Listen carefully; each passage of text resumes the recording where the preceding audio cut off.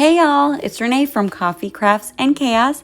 Thank you so much for taking a moment, stopping by, and checking out my tutorial on how I made this 3-tiered coffee bar tower using items mostly from the Dollar Tree. Here's a list of the materials that I used to create this project. You can go ahead and screenshot it here, but don't worry because I'll also include everything I used in the description box below. Let's get started. All right, so the first thing I did was I wanted to prep all of my materials, and I had to peel off the artwork off of these sentiment signs from the Dollar Tree. I bought 3 of them for this project. If they don't come off that easy, I found if you just lightly wet them with the paper towel or a cloth, they peel off much easier. Okay, so peeled off the sticker, the price tag, and these little hangers using my scissors. You could also use a screwdriver and they just pop right out super easy. So now I'm ready to start gluing everything together. I'm using this glue called Super Quick Glue or Quick Hold Glue. It's just like E6000. Holds good, but takes a little bit to dry. So I just use some hot glue on top of it. So that way I'm gonna get a hold pretty quick while that other glue has time to really dry and cure. I really recommend these rubber finger protectors. Helps you from getting burnt and also keeps that glue off of your fingers. Just measuring to make sure that that plank is centered because of course I glue and then measure, but it worked out. I really like to eyeball things and thankfully I've been okay. So, all right, so I did the bottom layer first, and now the way I'm gluing it is so that when the boxes, I'm going to call the signs boxes, they stand upright with a ledge around them, if that makes any sense. So I'm trying to explain it. But that's basically the top layer. So I'm gluing that plank that way. So that's going to be the top. And I already glued the bottom. And so it just comes together easier. Now I have these little clamps from the Dollar Tree. And they're just going to hold my planks steady while that dries.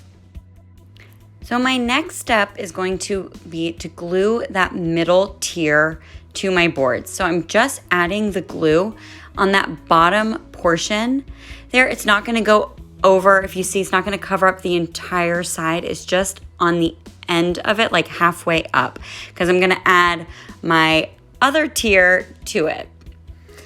So just wanted to measure, make sure that's centered, and I'm just going to clamp to hold that down.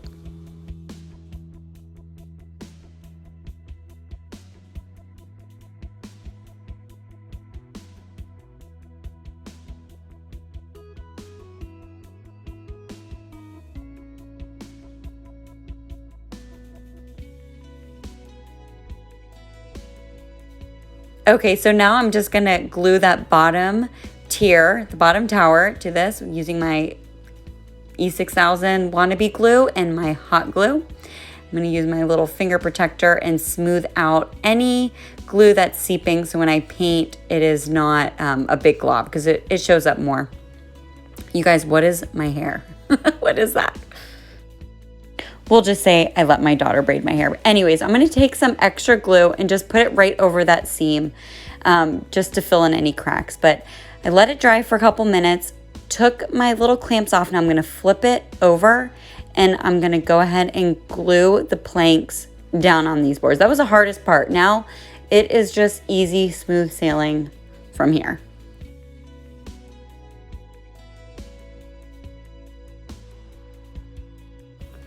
I really was heavy-handed with this glue. I wanted to make sure that this project was gonna hold up. I planned to put heavy objects like some coffee mugs and, you know, some cute things on it near my coffee bar. And I really did not want it to fall and break and destroy everything. So I figured I could always wipe some glue off that came out, but I really wanted this to hold up well. And I was so nervous about this project, I really wasn't sure if it would last. But I want to tell you, I've had this thing for over a year now. I know, I'm sorry that the tutorial is just now getting out, but I really, really wanted to make sure that this wasn't going to be a total fail before I put this tutorial out there. I wanted to test it. And I promise you, It might just be a miracle, but it has lasted. I still have it up now. I've got coffee mugs on it. I switch out my decor. I decorate it cute for Christmas, for fall, for Easter. It's just so fun. Just something extra additional to my tier tray that I like to decorate. But anyway, so I really put a lot of glue, and now I want to just add these jumbo popsicle sticks from the Dollar Tree to put them over that glue mess seam right there in the middle. I feel like it just gives it a little extra, element to the decor. Makes it maybe a little bit farmhouse. I don't know. If you don't like it, you don't have to put it on there, but I would suggest maybe just putting it right over that one middle seam, if anything. I just like things to look uniform, but I used my nail file, I know you saw that, to file the edges down. You could use a sanding block. I'm just lazy, and that was next to me because I was doing my nails while the glue dried.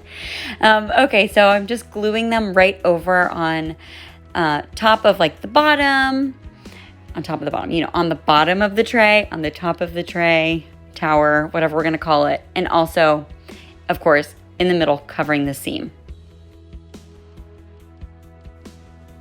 I just used the clamps to hold this down just for a little added protection because that glue underneath the E6000 wasn't fully dry. So I just want to make sure the heat of the hot glue wasn't messing anything up, but it was fine. It wasn't going anywhere once it was dried. Now, this bottom little piece I ended up using totally last minute. I found it in my craft stash from the Dollar Tree. I don't know what it's called, but it makes the cutest little tiered tray decor. Anyways, I decided I was going to repurpose it. So I'm sorry, Rooster, you got to go. I'm using my X-Acto knife to cut it off. I just scored it a bunch of times. I'm very hard on my tools, but I did use a cutting board this time underneath it. So I tried to save my table a little bit, which has since then gotten a makeover. But yes, I'm just cutting off that top piece to make this a little square. Take my little nail file and clean it off a bit. Love my nail file. And I'm just going to glue it to the bottom. This price tag would not come off, so I just kind of gave up. I was like, all right, we're done.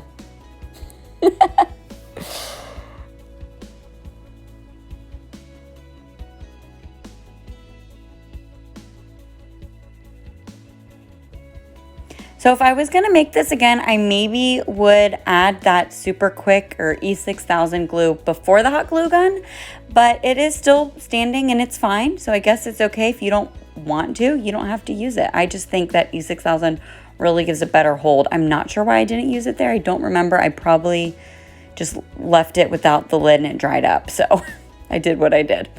But yeah, so I just glued it to the bottom of there. Of course, measure after you glue. Just kidding. Measure first. If you do math, measure first and then glue.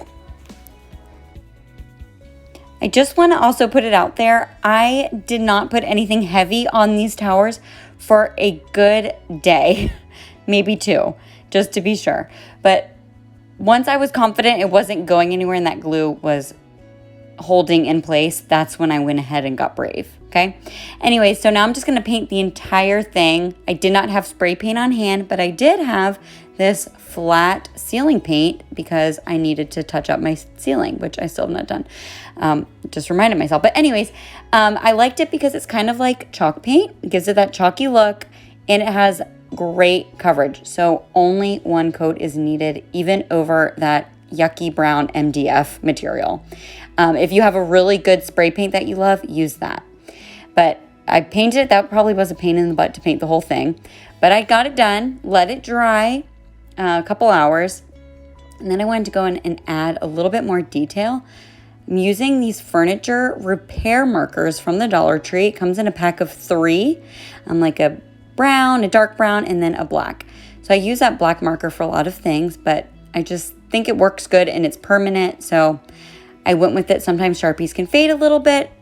It might have worked with the Sharpie, but this is just what I use. I just went around on every little nook and cranny and corner, gave it a little bit of that chipped enamel look.